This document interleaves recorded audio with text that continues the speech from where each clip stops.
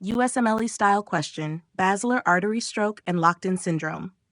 A 58-year-old man with a history of hypertension and smoking is brought to the emergency department after collapsing at home.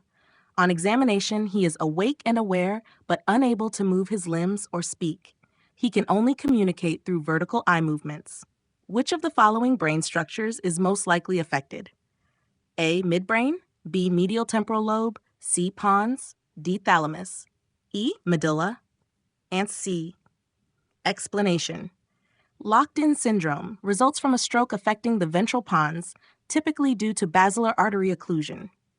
The corticospinal tracts, voluntary motor control, and corticobulbar tracts, facial and speech muscles are affected, causing quadriplegia, loss of voluntary limb movement, loss of horizontal eye movements due to damage to the paramedian pontine reticular formation, PPRF, preserved vertical eye movements and blinking, controlled by the midbrain.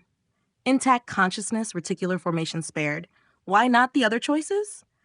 A. Midbrain would affect vertical gaze, e.g. Paranod syndrome, pineal tumors, but here, vertical eye movement is preserved. B.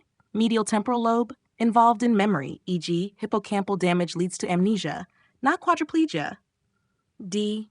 Thalamus, damage would cause sensory deficits, not motor paralysis. E. Medulla, stroke here affects the respiratory centers and can cause death rather than a locked-in state. Key takeaway: basilar artery stroke, locked-in syndrome, quadriplegia, loss of speech, preserved vertical eye movements, and intact consciousness.